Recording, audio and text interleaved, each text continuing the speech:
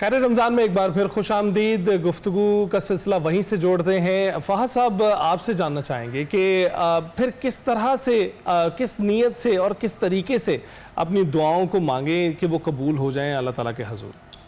جی میں ریٹریٹ دوبارہ سے کروں گا کہ دعا فیتھ کے ساتھ مانگیں. جب تک آپ کو یقین نہیں نہ ہوگا, دنیاوی طور پہ جب ہم نے کسی سے کوئی سفارش کرانی ہوتی ہے, اگر ہمارا دوست کوئی سینئر بیوروکریٹ ہے اور ہمیں پتہ ہے کہ ہمارا کام کر دے گا, تو ہم جس انداز سے اس سے کام کرواتے ہیں نا, یہ بلا تمثیل بات کا نا, وداؤٹ اینی کمپیریزن. رب العزت کی شان وراء البرایا, کوئی کمپیریزن استغفر اللہ پاسبل ہی نہیں.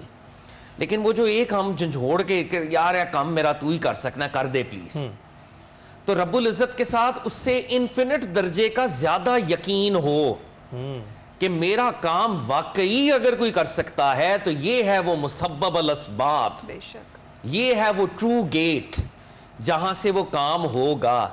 اگر دعا ایک رسم ہے صرف, تو رسم والی بات تو دنیا میں لوگ پسند نہیں کرتے اس کو ایکسیپٹ کرنا.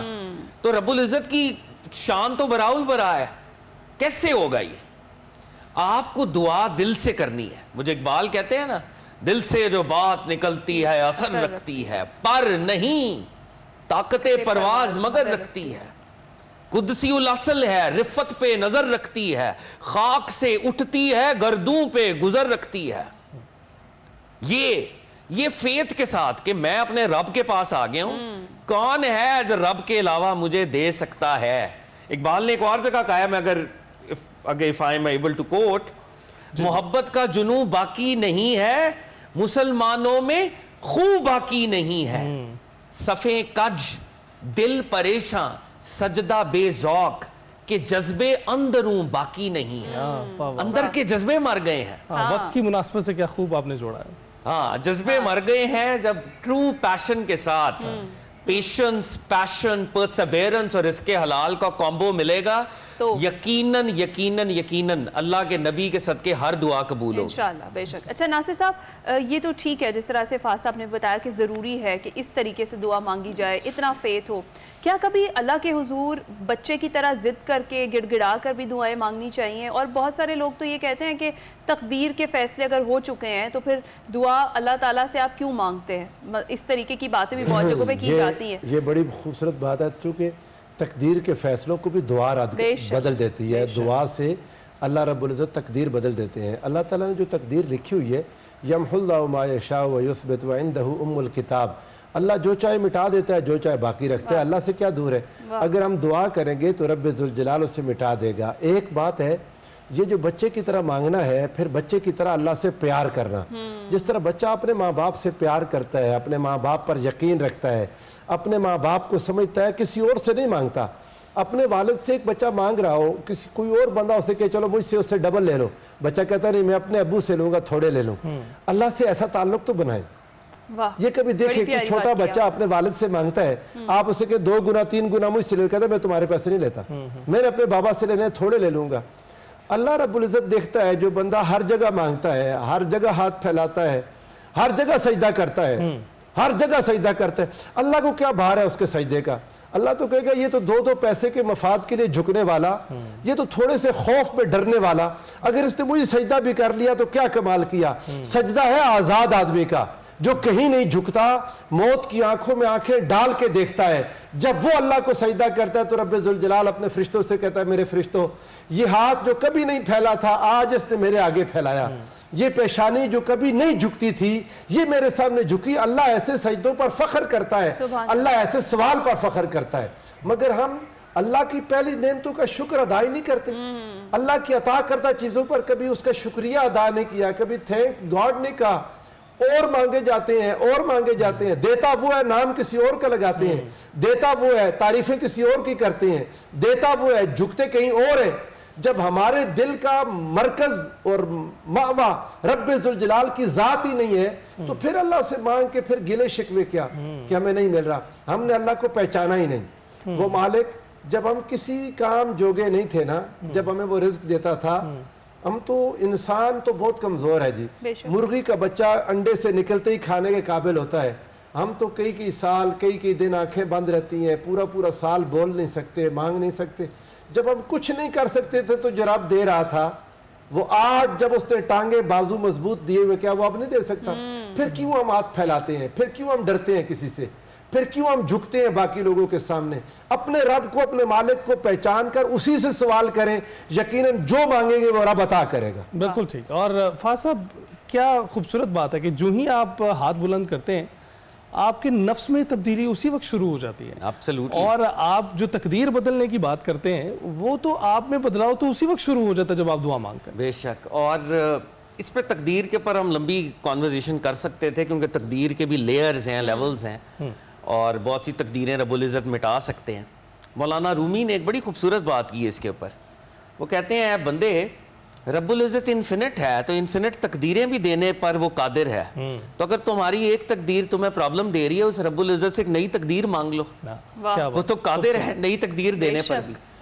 اور ایک چیز جو شاید بھول نہ جاتی میرے خیال میں آداب دعا میں، میرا خیال ہے فنڈامنٹل ہے، کریٹیکل ہے، اس کو بیان ہونا چاہیے بار بار، دعا کا فوری مستقل پہلا کرینہ یہ ہے کہ اول و آخر درود پاک پڑھا جائے صلی اللہ علیہ وآلہ وسلم، کیونکہ درود ایک ایسی دعا ہے جو رد نہیں ہوتی۔ اور روایات میں، نریشنز میں آتا ہے کہ جب اول و آخر سرکار دو عالم پر درود پڑھا جاتا ہے تو امیجن کرو کہ جیسے تمہاری دعا کو ونگز لگ جاتے ہیں۔ اللہ رب العزت جب پہلی بات کو قبول کر رہے ہیں درود پاک، آخری بات کو قبول کر رہے ہیں درود پاک، تو درمیان میں رب العزت کو حیا آتی ہے کہ ایک دعا کو بھی ریجیکٹ کر دیں۔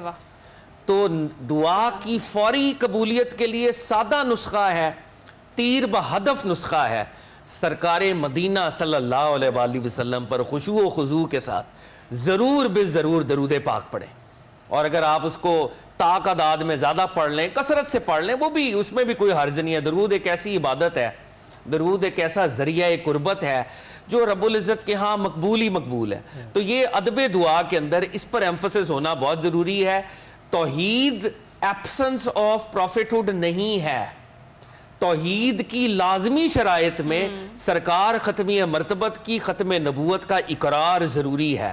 وہ آپ کی ہر عبادت کے اندر آپ کو نظر آئے گا، آپ کی صلاۃ میں، آپ کے قیام میں، آپ کے سجدے میں، ہر جگہ حضور رسالت مآب علیہ الصلوۃ والسلام کی وہ جو عظمت ہے اس کو اپنے دل پر محسوس کرتے ہوئے دعا مانگے، یقیناً قبول ہوگی انشاءاللہ۔ بڑی پیاری بات ہے۔ اچھا ناصر صاحب، کچھ یہ بھی ہے کہ دعا کے لیے کوئی افضل مقام یا وقت بھی ہوتا ہے متعین، اور کون سی ایسی جگہ یا حالت ہے جس میں دعا مانگنی نہیں چاہیے؟ بالکل، بہت اچھی بات کی، وہ خوبصورت بات ہے۔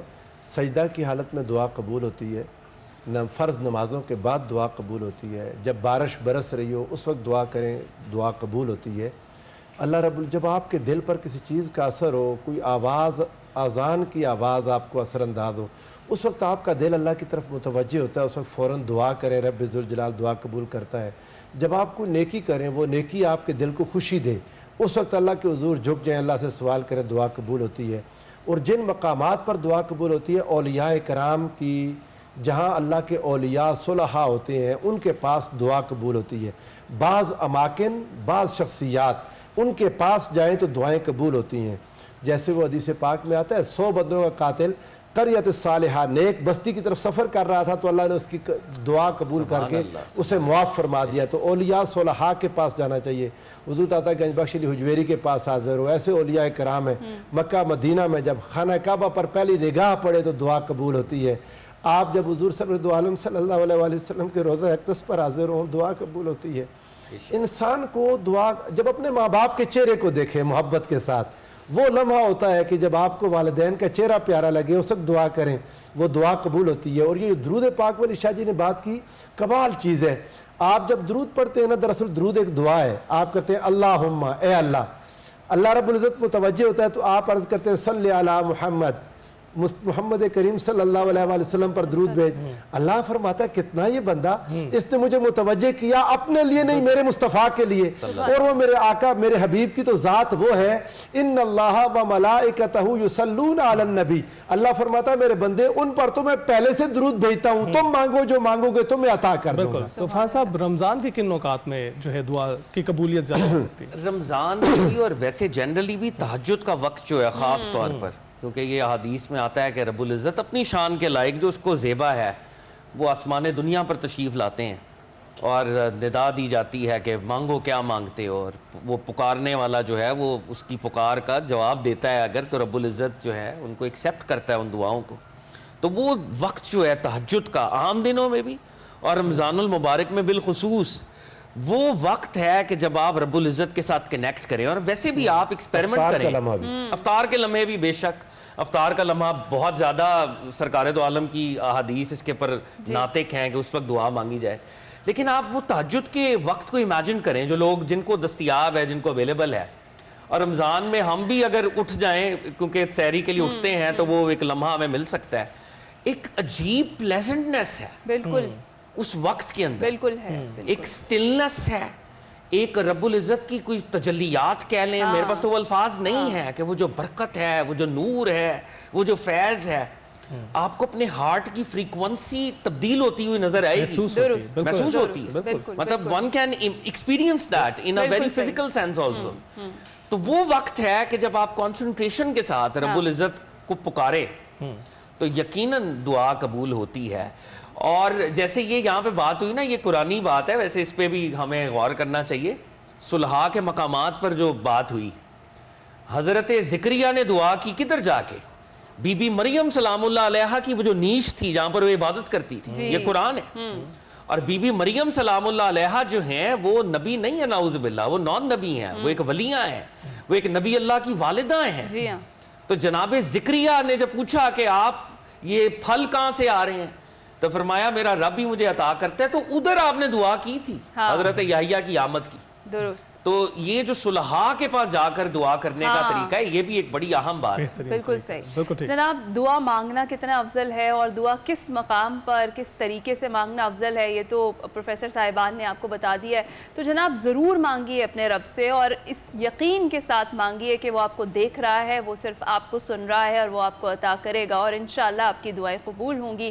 اپنے پروفیسر صاحبان کے ہم شکر گزار ہیں کہ انہوں نے ہمیں جوائن کیا, اتنے امپورٹنٹ ٹاپک پر ہم نے بات کی. اس کے ساتھ ہی ہم آپ سے چاہیں گے اجازت, آپ سے ملاقات ہوگی کل. آپ نے اپنا بہت سارا خیال رکھنا ہے. اللہ حافظ.